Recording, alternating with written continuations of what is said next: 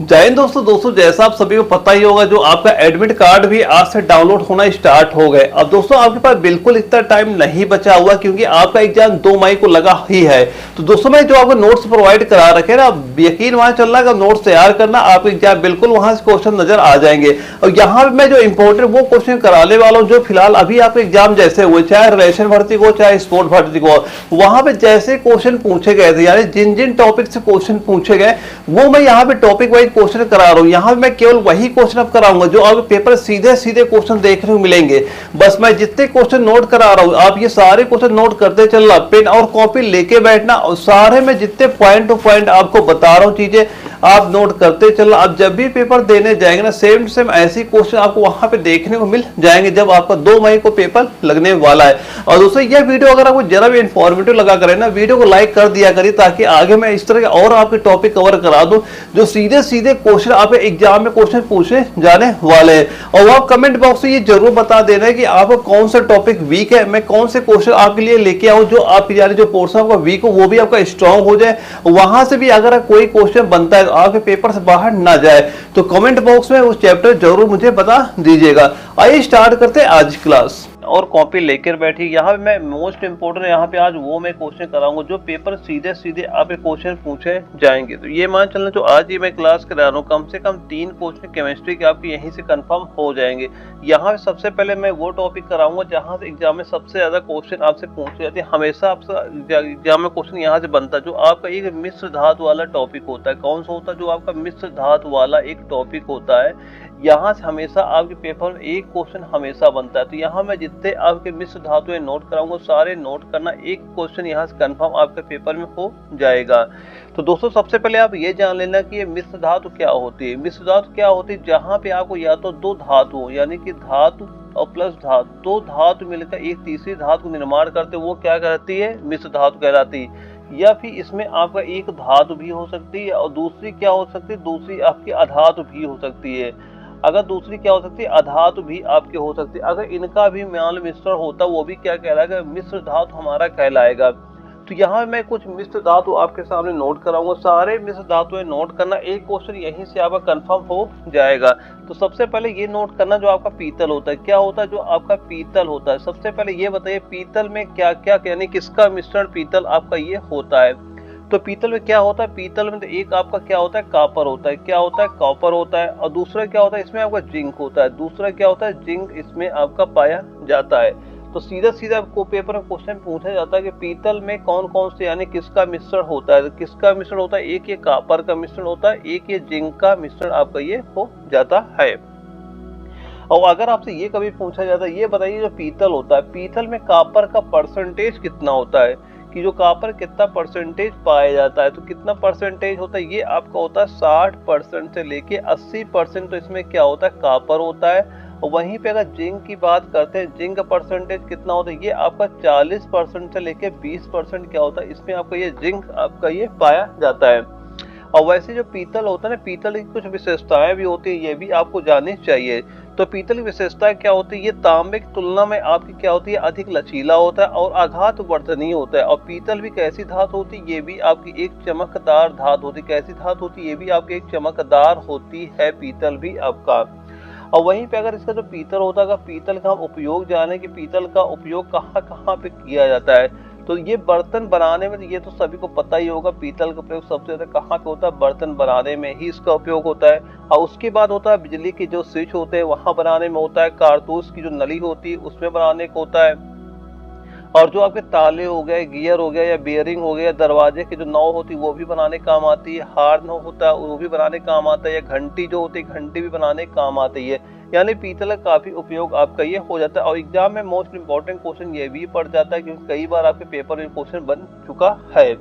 और अगला जो हमारा मिश्र धातु दूसरी आती है, वो कौन सी आती है? वो आती है स्टेनलेस स्टील। ये भी पेपर में कई बार क्वेश्चन बन चुका है कि जो आपका स्टेनलेस स्टील होता है, ये बताइए किसका मिश्रण आपका ये होता है? जो आपका स्टेनलेस स्टील आपका ये होता है। तो वैसे इसमें जो मेन अगर देखा जाए, इसमें 4 प्रकार का मिश्रण आपका होता है। वैसे तो मेन आपके 4 ही इसमें पाए जाते हैं। सबसे पहला जो सबसे ज्यादा परसेंटेज किसका होता है? इसमें लोहे का होता है। किसका होता है? लोहा का होता है। और उसके बाद किसका होता है, उसके बाद आपका क्रोमियम क्या होता है, उसके बाद किसका होता है, क्रोमियम का होता है। और तीसरा क्या होता है, इसमें निकल होता है। तीसरा क्या होता है आपका, निकल इसमें होता है। और चौथा क्या, जो शेष भाग होता है, शेष भाग नोट कर लेना, शेष भाग क्या होता है, कार्बन का होता है। शेष भाग क्या हो जाता है, इसमें कार्बन का आपका ये हो जाता है।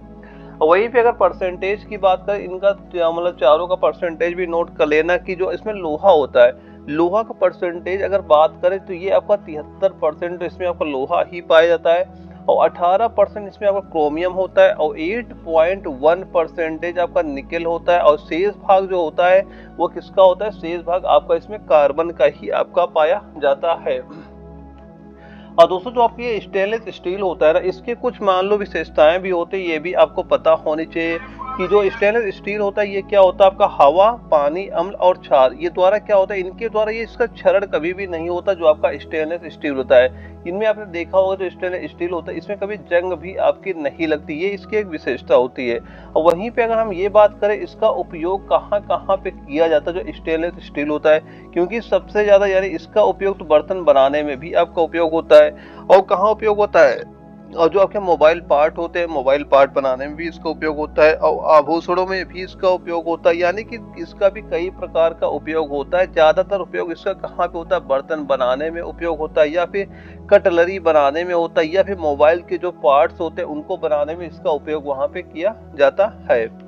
और इसके बाद जो अगला हमारा आता है जर्मन सिल्वर आता है। क्या आता है, जर्मन सिल्वर आता है। ये भी पेपर में कई बार क्वेश्चन बन पूछा जा चुका है। इसके बाद क्या आता है, एक आता है जर्मन सिल्वर, ये मोस्ट इम्पोर्टेंट हो जाता है, ये पेपर में कई बार क्वेश्चन बन चुका है। तो जर्मन सिल्वर में मोस्टली इसमें 3 प्रकार के तत्व तो आपके पाए जाते हैं। कौन कौन से होता है, एक इसमें आपका कापर ही होता है, एक क्या होता है कापर हो जाता है, और दूसरा क्या होता है इसमें जिंक, और दूसरा क्या होता है जिंक होता है, और तीसरा क्या होता है इसमें निकल, क्या पाया जाता है, निकल इसमें आपका पाया जाता है। और वहीं पे अगर इनके परसेंटेज की बात कर ली जाए तो इसका जो कापर होता है, कापर का परसेंटेज कितना होता है, 30% से लेके ये 60% तो इसमें आपका कापर का पाया जाता है। और जिंक का परसेंटेज की बात करते हैं तो ये आपका 25% से लेके आपका 35% तक आपको इसमें जिंक पाया जाता है। और जो आपका निकेल होता है, निकेल परसेंटेज की बात करें 15% से लेकर ये आपका 35% तक इसमें क्या होता है, निकल पाया जाता है।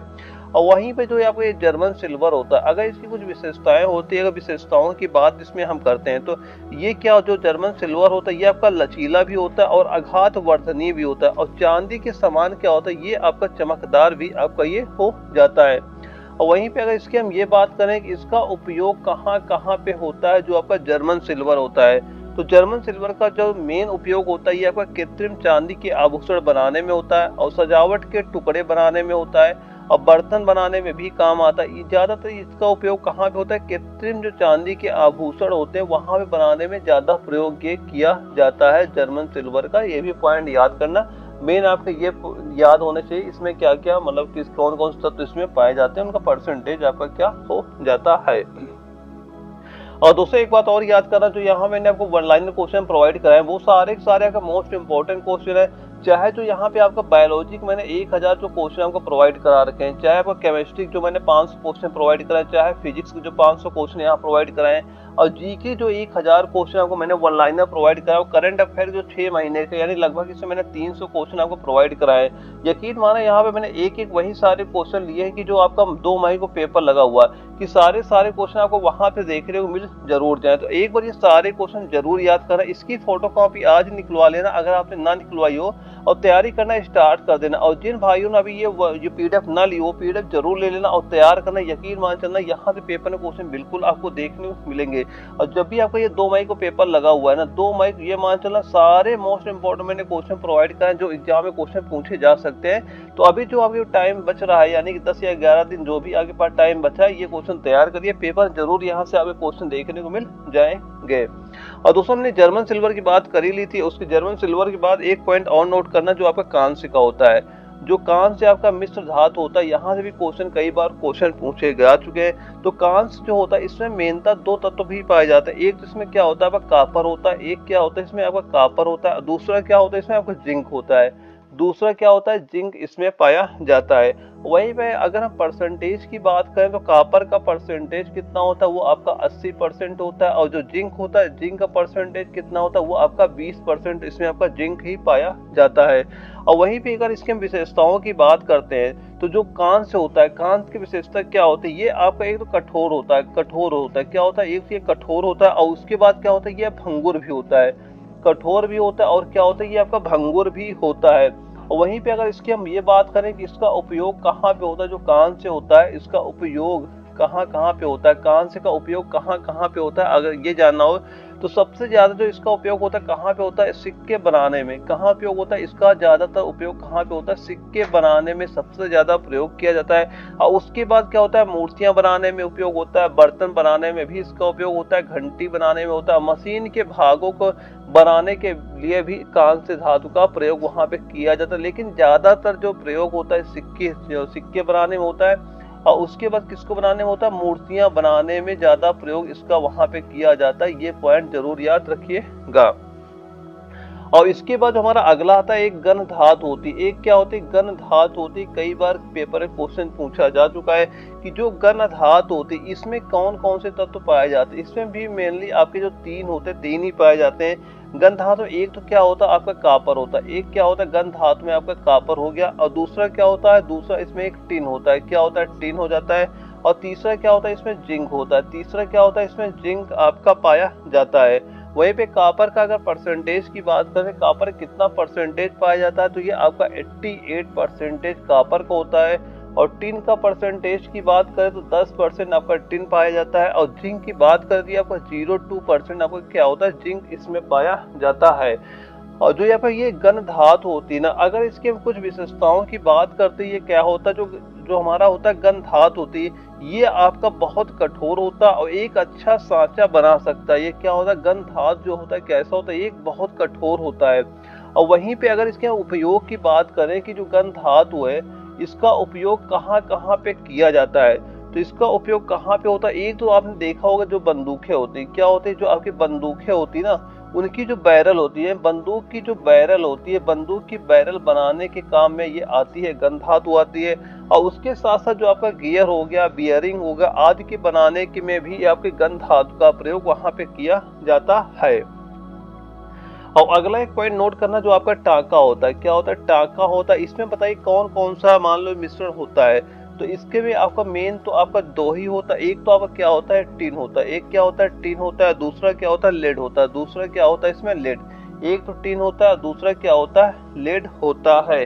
वहीं पे अगर हम परसेंटेज की बात करें, कितना परसेंटेज आपका टिन होता है, तो ये मान चलना कि कम से कम 50% से लेकर 60% किसका होता है, टिन का होता है। वहीं पर जो लेड दिया गया, लेड का परसेंटेज कितना होता है, वो 50% से लेकर 40% क्या होता है, इसमें आपका लेड वहां पे पाया जाता है। और वहीं पे अगर इसकी हम विशेषताओं की बात करें, जो आपका टांका होता है, तो टांका अगर विशेषताओं की बात करें तो क्या होता है, या एक तो नोट करें, इसका जो गलनांक होता है, गलनांक क्या होता है, कम होता है, और हवा और पानी में कोई ये प्रतिक्रिया आपका नहीं देता। और वहीं पे अगर इसका जो उपयोग होता है, जो इसका मेन उपयोग एक ही ज्यादातर यहाँ पे उपयोग इसका किया जाता है, वो कहाँ पे होता है, सोल्डरिंग करने में। कहाँ पे इसका उपयोग होता है, वो होता है आपका सोल्डरिंग करने में। सोल्डरिंग मतलब समझ सकते हैं कि टांका लगाने में। कहाँ उपयोग होता है, टांका लगाने में इसका उपयोग किया जाता है।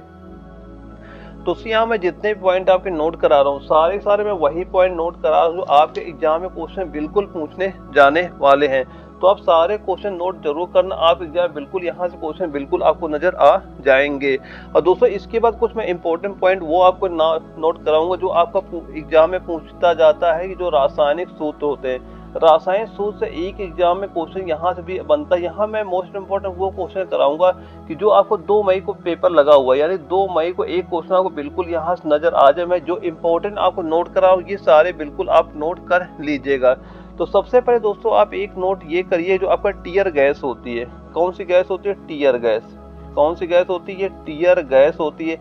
और टीयर गैस का अन्य नाम क्या क्या हो सकता है, तो टीयर गैस को अन्य नाम, एक नाम ये नोट कर लें, इसको क्या बोलते हैं, अश्रु गैस। क्या बोला जाता है इसको, एक तो ये बोलते हैं अश्रु गैस भी बोला जाता है, और दूसरा तीसरा नाम क्या होता है, एक तो अश्रु गैस भी हो जाता है। और इसका रासायनिक नाम अगर हम बात करें, रासायनिक नाम क्या होता है वह नोट करना, क्या होता है, एक तो ये नोट करना कि जो टीयर गैस होती है, अश्रु गैस होती है, इसका रासायनिक नाम क्या होता है? नाइट्रोक्लोरोफॉर्म। नोट कर लेना क्या हो जाएगा? नाइट्रो, इंपॉर्टेंट क्वेश्चन है, नाइट्रोक्लोरोफॉर्म। क्या हो जाएगा? नाइट्रोक्लोरोफॉर्म हमारा इसका बिल्कुल राइट आंसर आपका हो जाता है।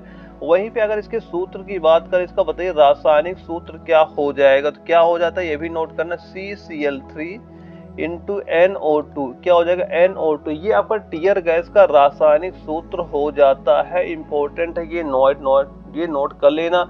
और जो इसका रासायनिक नाम क्या होता है? नाइट्रोक्लोरोफॉर्म, इसका रासायनिक नाम आपका ये हो जाता है। और इसके बाद एक और नोट करना, जो पेपर में कई बार क्वेश्चन पूछा जा चुका है। एक आपका आता है सोरा आता है। क्या आता है आपका? सोरा आता है। सबसे पहले ये बताइए इसका जो रासायनिक नाम क्या होता है, तो रासायनिक नाम नोट करना क्या होता है? Potassium nitrate. क्या हो जाता है? पोटेशियम। रासायनिक नाम क्या हो जाएगा? पोटेशियम नाइट्रेट, इसका ये रासायनिक नाम हो जाएगा। और इसका रासायनिक सूत्र बताइए, रासायनिक सूत्र इसका क्या होता है? ये भी एग्जाम में क्वेश्चन बन चुका है। तो रासायनिक सूत्र क्या होता है? KNO3। क्या हो जाता है? KNO3 हमारा इसका राइट आंसर आपका ये हो जाता है। और इसके बाद एक और बताइए, जो आपका क्या होता है? नाइटर केक होता है। क्या होता है? ये भी पेपर पूछा गया, जो आपका क्या होता है? नाइटर केक होता है। क्या होता है? Nitre cake. सबसे पहले बताइए इसका रासायनिक नाम क्या होता है? क्या हो जाएगा वो? सोडियम बाईसल्फाइड।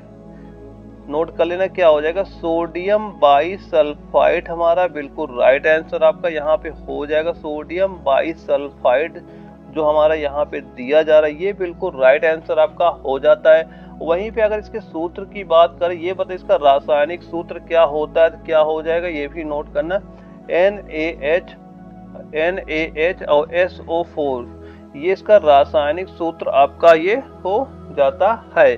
और उसके बाद जो अगला एक पॉइंट नोट करना, जो पेपर में क्वेश्चन बन चुका है, कि अगर आपसे ये पूछा जाता है कि ऑक्सोन, ये भी पेपर में कुछ क्वेश्चन बन चुका है कि जो आपका ऑक्सोन होता है, ये बताइए ऑक्सोन का रासायनिक नाम क्या होता है? तो ऑक्सोन का रासायनिक नाम नोट करना, सोडियम पेरोक्साइड। सबसे पहले क्या हो जाएगा? ये हो जाएगा आपका सोडियम, और इसके बाद नोट करना पेरोक्साइड, सोडियम पेरोक्साइड। क्या हो जाएगा? सोडियम पेरोक्साइड, ये आपका हो जाएगा।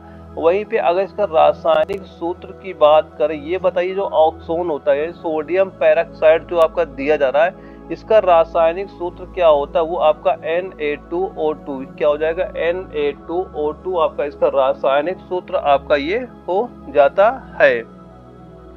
और अगला एक नोट करना, जो आपका होता है एंटी क्लोर हाइपो होता है। क्या होता है? एंटी क्लोर होता है। ये भी पेपर क्वेश्चन बन चुका है। अगर आपसे पूछा जाता है कि एंटी क्लोर हाइपो, क्या एंटी क्लोर हाइपो, सबसे पहले ये बताइए इसका रासायनिक नाम क्या होता है? तो रासायनिक नाम क्या हो जाएगा? Sodium thiosulphate. तो रासायनिक नाम क्या हो जाएगा? Sodium thiosulphate. सोडियम क्या हो जाएगा? सोडियम थायोसल्फेट हमारा इसका बिल्कुल राइट आंसर आपका हो जाएगा। वहीं पे अगर हम ये बात करते हैं कि इसका सूत्र क्या हो जाएगा, तो सूत्र भी नोट करना क्या होगा, Na2H2O3 इंटू 5H2O। क्या हो जाएगा? Na2H2O3 इंटू 5H2O हमारा बिल्कुल राइट आंसर आपका हो जाता है। और इसके बाद कुछ पॉइंट और नोट करना, जो आपके एग्जाम में कई बार क्वेश्चन बन चुके हैं। एक तो आप ये नोट करना, आपका जो फूल्स गोल्ड होता है, जिसे क्या बोलते हैं? फूल्स गोल्ड आपका ये बोला जाता है। तो फूल्स गोल्ड का सबसे पहले ये बता दी, इसका रासायनिक नाम क्या होता है? इसका रासायनिक नाम कितना हो जाएगा? इसका रासायनिक नाम नोट कर लेना, क्या हो जाएगा? वह होगा आयरन पायराइड्स। क्या होता है? नोट करना, आयरन पायराइड्स। कितना हो जाएगा? आयरन पायराइड्स हमारा बिल्कुल राइट आंसर आपका हो जाता है। वहीं पे अगर इसके सूत्र की बात करें कि ये बताइए इसका रासायनिक सूत्र क्या होता है, तो वो कितना हो जाएगा? FeH2। क्या हो जाएगा? FeH2 हमारा बिल्कुल राइट आंसर आपका हो जाता है। ये किसका होता है? फूल्स गोल्ड को होता है। इंपॉर्टेंट क्वेश्चन है, कई बार पेपर में एग्जाम में क्वेश्चन आपका पूछा जा चुका है। और उसके बाद एक अगला पॉइंट नोट करना, जो आपका होता है क्यूप्रस सल्फेट होता है। क्या होता है? ये नोट करना क्या होता है? जो आपका क्यूप्रस, यानी कितना हो जाता है? जो आपका क्यूप्रस सल्फेट होता है। क्या होता है? क्यूप्रस सल्फेट होता है। तो सबसे पहले ये बताइए, जो आपका क्यूप्रस सल्फेट होता है, इसका रासायनिक नाम क्या होता है? रासायनिक नाम नोट करना क्या होता है? Ferrous sulphate. क्या बोलते हैं इसको? बोला जाता है फेरस सल्फेट भी इसे बोला जाता है, क्या बोलते हैं, फेरस सल्फेट इसे बोला जाता है। वहीं पे अगर हम रासायनिक सूत्र की बात करें, इसका रासायनिक सूत्र क्या हो जाएगा, वो आपका FeSO4 और N2 7H2 हमारा बिल्कुल राइट आंसर आपका हो जाता है। और अगला पॉइंट नोट करना जो आपका आता है क्यूप्रस सल्फेट, एक क्या आता है, एक क्यूप्रस सल्फेट हमारा हो ही जाता है। एक और नोट करना जो आपका आता है सेरुसाइट। अगर हमसे ये पूछा जाता है, ये बताइए जो आपका सेरुसाइट होता है, क्या होता है, सेरुसाइट होता है, क्या होता है, सेरुसाइट होता है। सबसे पहले ये बताइए सेरुसाइड का रासायनिक नाम क्या होता है, इसका रासायनिक नाम क्या होता है, नोट करना क्या हो जाएगा, लेड कार्बोनेट, क्या हो जाएगा, लेड कार्बोनेट, क्या हो जाएगा, लेड कार्बोनेट हमारा ये हो जाएगा। और रासायनिक सूत्र भी इसका नोट कर लेना, रासायनिक सूत्र क्या हो जाएगा, वो हो जाएगा PbCO3, क्या हो जाएगा, PbCO3 हमारा बिल्कुल राइट आंसर आपका हो जाता है। और उसके बाद एक और नोट करना, ये एग्जाम में कई बार क्वेश्चन पूछा जा चुका, अगर आपसे ये पूछा जाता है जो क्रायोलाइट होता है, क्रायोलाइट पेपर में कई बार एग्जाम में क्वेश्चन बन चुका है क्रायोलाइट का, यानी कि ये बताओ जो आपका क्रायोलाइट होता है, क्या होता है, क्रायोलाइट होता है। तो क्रायोलाइट का सीधा सीधा ये बताइए इसका सूत्र क्या होता है क्रायोलाइट का, तो रासायनिक सूत्र नोट कर लेना, क्या हो जाएगा, Na3AlF6 ये किसका हो जाता है, क्रायोलाइट का रासायनिक सूत्र आपका ये हो जाता है। और उसके बाद इसके बाद नोट करना है कि एग्जाम में एक क्वेश्चन पूछा जाता है जो आपका कास्टिक सोडा होता है, क्या होता है, जो आपका होता है कास्टिक सोडा, क्या होता है, कास्टिक सोडा है होता है, ये भी पेपर में कई बार क्वेश्चन बन चुका है। तो कास्टिक सोडा का सबसे पहले ये बताइए कि सर रासायनिक नाम क्या हो जाता है, तो रासायनिक नाम नोट कर सकते, चाहे लाई आगे लगा दीजिए, उसके बाद लिख दीजिए सोडियम हाइड्रोक्साइड, क्या होता है, ये होता है आपका सोडियम हाइड्रोक्साइड, यानी सोडियम क्या हो जाएगा, हाइड्रोक्साइड, इसका रासायनिक नाम आपका ये हाइड्रोक्साइड, इसका रासायनिक नाम आपका ये हो जाता है। और वहीं पे अगर इसका रासायनिक सूत्र की बात करें, किसका बताइए, जो रासायनिक सूत्र आपका ये क्या हो जाता है कास्टिक सोडा का, तो वो कितना होता है, वो आपका NaOH, इसका रासायनिक सूत्र आपका ये हो जाता है। और इसके बाद एक अगला पॉइंट नोट करना जो आपका कॉपर ग्लांस होता है, कौन सा होता है, ये आपका होता है कॉपर ग्लांस, क्या होता है, कॉपर ग्लांस होता है।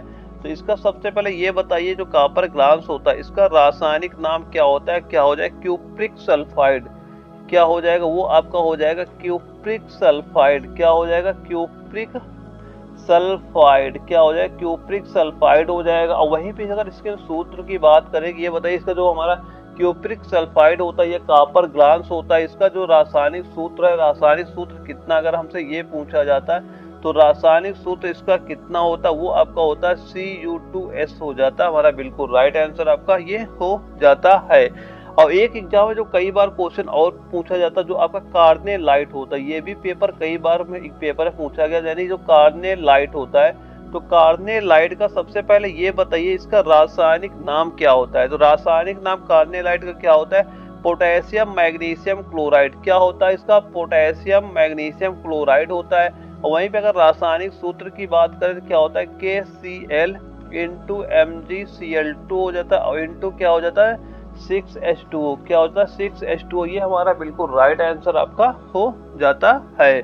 और इसके बाद एक अगला और नोट करना जो पेपर में कई बार क्वेश्चन पूछा जा चुका, जो आपका होता है कैलेमाइन, क्या होता है, नोट कर लेना, क्या होता है कैलेमाइन, क्या होता है कैलेमाइन हो जाता है। और सबसे पहले ये बताइए जो आपका कैलेमाइन होता है इसका रासायनिक नाम क्या होता है, रासायनिक नाम क्या होता है इसका नोट करना, जिंक कार्बोनेट, क्या हो जाता है, रासायनिक नाम होता है जिंक कार्बोनेट होता है। वहीं पे इसके रासायनिक सूत्र की बात करें तो बताइए इसका रासायनिक सूत्र क्या होता है, वो आपका होता है ZnCO3, क्या होता है ZnCO3, ये आपका हो जाता है।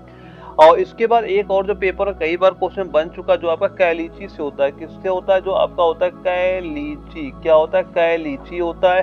तो सबसे पहले ये बताइए जो आपका कैलेची, कैलेची ऐसे भी लिख सकते हैं, गलत हो गया शायद, कैलीची, कैलेची ऐसे आपका लिखा जाएगा। तो सबसे पहले ये बताइए जो आपका कैलेची होता है इसका रासायनिक नाम क्या होता है, रासायनिक नाम नोट करना, क्या होता है सोडियम क्या हो जाएगा, सोडियम नाइट्रेट। क्या हो जाएगा, सोडियम जो नाइट्रेट यहाँ पे हमारा दिया जा रहा है, सोडियम नाइट्रेट हमारा बिल्कुल राइट आंसर आपका हो जाता है। और वहीं पे अगर इसके रासायनिक सूत्र की बात करें कि इसका रासायनिक सूत्र क्या होता है, क्या होता है, NaNO3। क्या हो जाता है, NaNO3 हमारा बिल्कुल राइट आंसर आपका हो जाता है।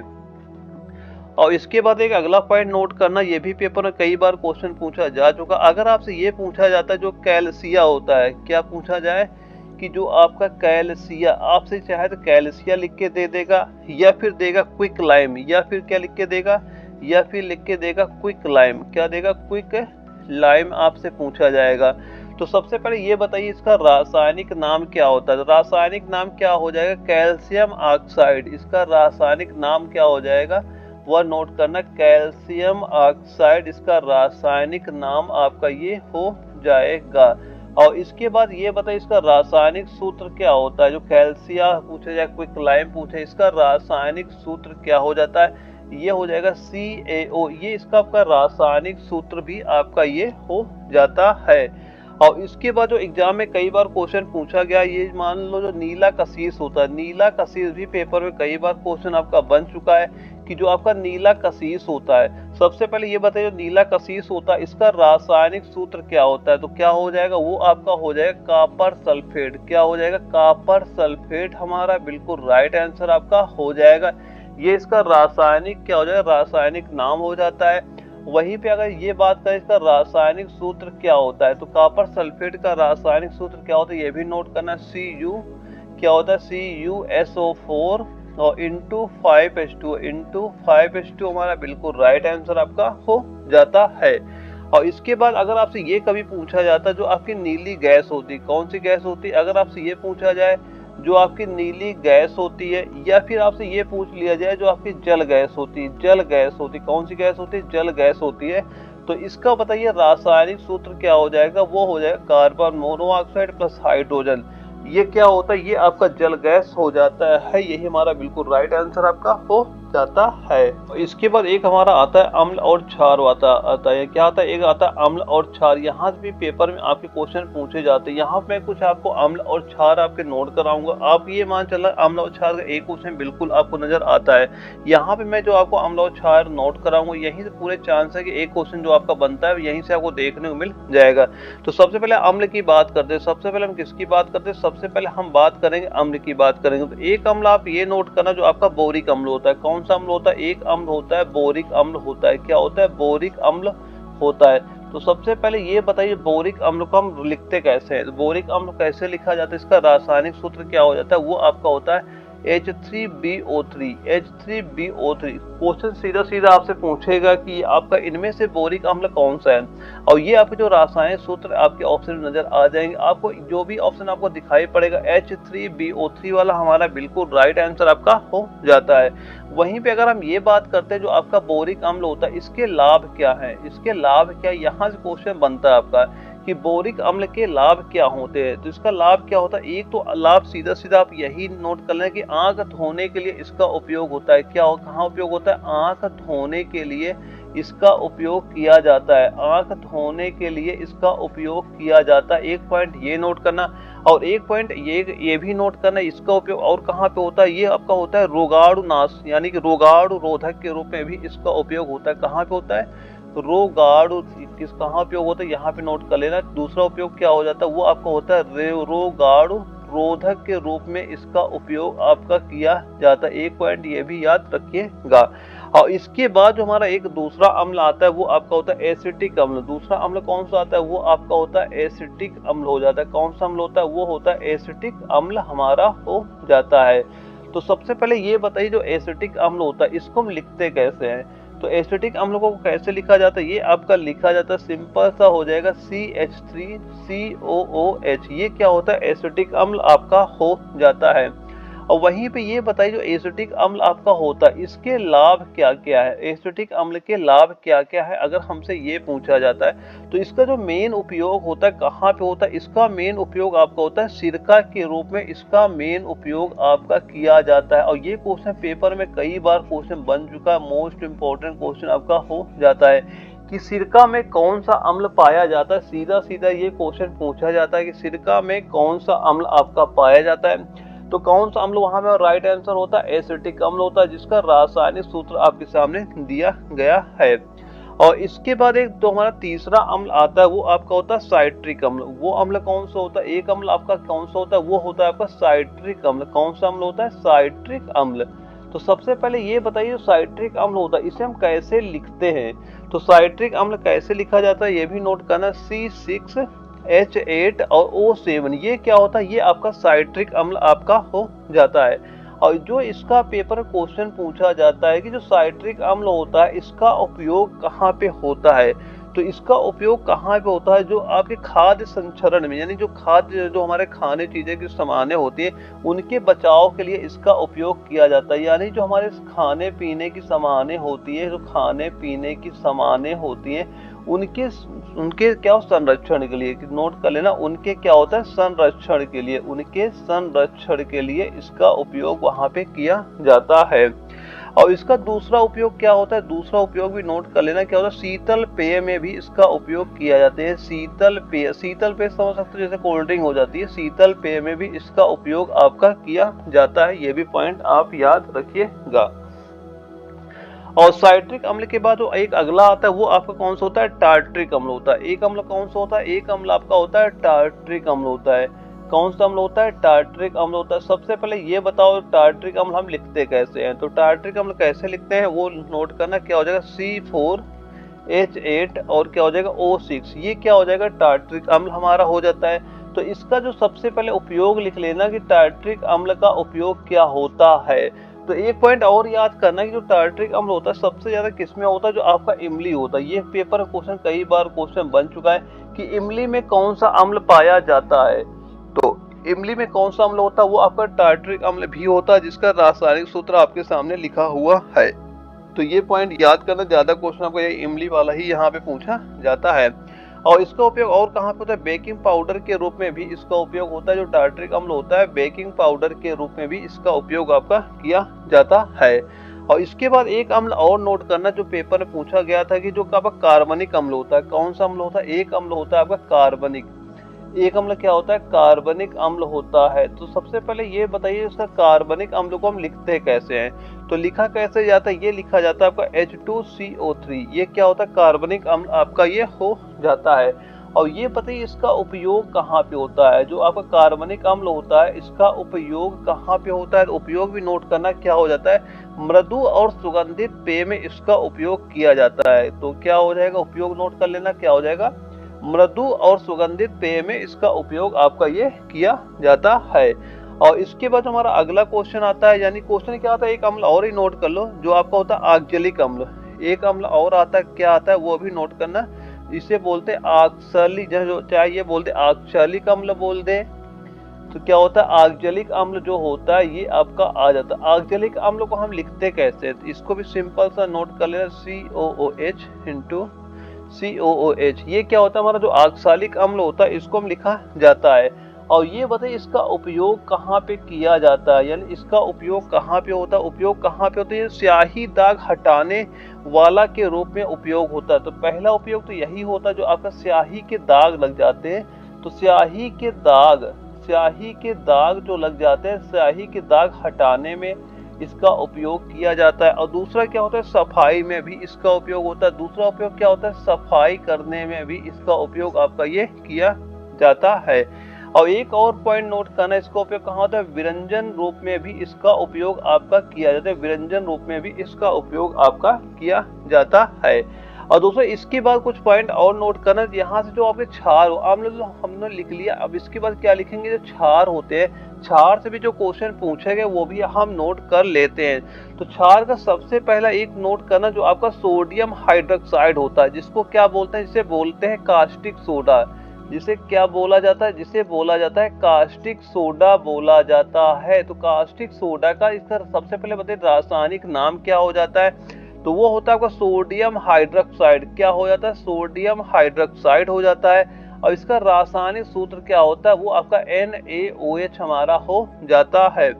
और वहीं पे अगर हम ये बात करते हैं कि इसके लाभ क्या है, यानी जो हमारा कास्टिक सोडा होता है, कास्टिक सोडा के लाभ क्या होते हैं, तो सबसे पहले लाभ यही एक नोट करना है कि साबुन बनाने में इसका एक तो प्रयोग होता है, यही आप नोट करना। और उसके बाद क्या होता है, कागज के निर्माण में भी इसका उपयोग किया जाता है, यानी कागज के निर्माण में भी इसका उपयोग आपका किया जाता है। एक पॉइंट आप ये भी याद रखिएगा। और जो आपका पेट्रोल शोधन में भी इसका उपयोग होता है, और प्रयोगशाला में अपकर्मक के रूप में अभी आपका जो कास्टिक सोडा होता है उसका यूज वहां पे किया जाता है। और इसके बाद एक अगला नोट करना जो आपका पोटेशियम हाइड्रोक्साइड आता है। क्या आता है, जो आपका पोटेशियम हाइड्रोक्साइड आपका ये आता है। तो ये बताइए जो पोटेशियम हाइड्रोक्साइड होता है इसके लाभ क्या क्या है, इसके ये बताइए पोटेशियम हाइड्रोक्साइड के लाभ क्या क्या होते हैं। तो इसका लाभ क्या होता है, सबसे पहला लाभ से यही नोट करना है कि जो कोमल साबुन होते हैं, कौन से साबुन होते हैं, जो आपके कोमल साबुन होते हैं वो बनाने में इसका प्रयोग वहां पे किया जाता है, यानी कोमल साबुन बनाने में होता है। और कहाँ पे होता है, क्षारीय बैटरी बनाने में। और इसका उपयोग कहाँ पे होता है, क्षारीय बैटरी बनाने में भी इसका उपयोग किया जाता है, यानी क्षारीय बैटरी बनाने में भी इसका आपका उपयोग किया जाता है। और इसके बाद एक और नोट करना, जो आपका क्षार आता है वो आपका कैल्शियम हाइड्रोक्साइड आता है। क्या आता है, एक क्षार आता है आपका कैल्शियम हाइड्रोक्साइड आता है। ये बताइए कैल्शियम हाइड्रोक्साइड आता है, ये बताइए इसके लाभ क्या क्या है। जो कैल्शियम हाइड्रोक्साइड होता है इसके लाभ क्या क्या होते हैं कैल्शियम हाइड्रोक्साइड के। तो इसका एक लाभ जो मेन होता है वो आपका होता है व्यंजन पाउडर तैयार करने में। इसका जो मेन लाभ क्या होता है, मेन लाभ तो यही आपका होता है कि जो आपका विरंजन पाउडर होता है, क्या होता है, विरंजन पाउडर होता है। विरंजन पाउडर तैयार करने में इसका मेन यूज आपका ये किया जाता है। और ये करता है कि आप कठोर जल को नरम करने के लिए भी आपका इसका प्रयोग किया जाता है, यानी कैल्शियम हाइड्रोक्साइड का प्रयोग वहां पे आपको किया जाता है। ये पॉइंट याद करना। एक ये भी नोट करना, ये भी पेपर में क्वेश्चन पूछा जाता है, यानी क्या होता है कठोर जल को नरम करने में। ये भी नोट कर ले, लाभ क्या होता है, कठोर जल को नरम करने में, कठोर जल को नरम करने में भी इसका उपयोग किया जाता है। ये भी इसका एक लाभ हो जाता है। और इसके बाद एक और नोट करना, जो आपका मैग्नीशियम हाइड्रोक्साइड आता है। एक क्या आपका आता है, मैग्नीशियम हाइड्रोक्साइड आता है, यानी MgOH का होल ट्वाइस आता है। तो ये बताइए इसका लाभ। ये सारे जो मैं नोट करा रहा हूँ ये सारे क्षार हैं, सारे क्या होते हैं, क्षार हैं। अगर आप इसमें मान लो हिंदी ना पता हो, हिंदी भी नोट कर लेना। ये क्या होता है, मैग्नीशियम हाइड्रोक्साइड नोट कर लेना। क्या होता है, मैग्नीशियम हाइड्रोक्साइड आपका ये हो जाता है।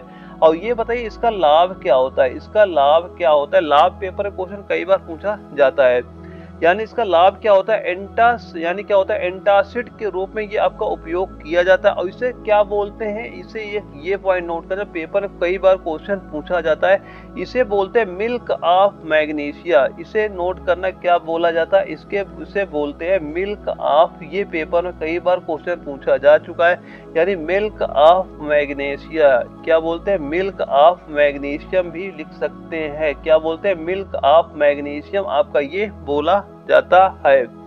और इसके बाद एक अगला क्षार आता है, वो कौन सा होता है, वो होता है अमोनियम हाइड्रोक्साइड। एक और आता है, क्या होता है, अमोनियम हाइड्रोक्साइड आपका आ जाता है। तो ये बताइए अमोनिया हाइड्रोक्साइड जो आपका आता है इसके ये बताइए लाभ क्या क्या होते हैं। तो इसका एक लाभ मेन ये नोट करना, क्या होता है, कपड़ों से ग्रीस हटाने में इसका प्रयोग किया जाता है। सीधा क्वेश्चन पूछा जाता है कि कपड़ों में अगर ग्रीस लग गई उसे हटाने के लिए किसका प्रयोग करते हैं, किसका प्रयोग होता है, अमोनियम हाइड्रोक्साइड का प्रयोग करते हैं। यानी कपड़ों से ग्रीस हटाने में इसका उपयोग किया जाता है, कपड़ों से ग्रीस हटाने में इसका प्रयोग आपका किया जाता है। तो दोस्तों मैं यहाँ पे जितने पॉइंट आपके नोट कराए, ये मान चलना यहाँ से हर टॉपिक से एक क्वेश्चन आपको बिल्कुल देखने को मिले, क्योंकि मैं सारे इंपॉर्टेंट वही मैं क्वेश्चन कर रहा हूँ जो आपके पेपर में पूछे जाते हैं। और दोस्तों अगर आपने वन लाइनर क्वेश्चन नहीं लिए, वन लाइनर क्वेश्चन ले लेना। जो भी आपके पास टाइम बच रहा है, ये मान चलना 10 या 12 दिन, वो क्वेश्चन रिवीजन करके जाना। वहां से पेपर में बिल्कुल क्वेश्चन आपको देखने मिले, क्योंकि एक क्वेश्चन का सिलेक्टेड क्वेश्चन है, सारे क्वेश्चन आपको बिल्कुल वहां पे नजर आ जाएंगे। इसके मैं कुछ इंपॉर्टेंट क्लासेस और कराऊंगा जहां से पेपर में क्वेश्चन आपको सीधे पूछे जा सकते हैं। आप वो भी क्लास से देखना, वो भी सारे क्वेश्चन नोट करते चलिएगा। ओके दोस्तों, मिलते हैं अगले वीडियो में, तब तक के लिए जय हिंद।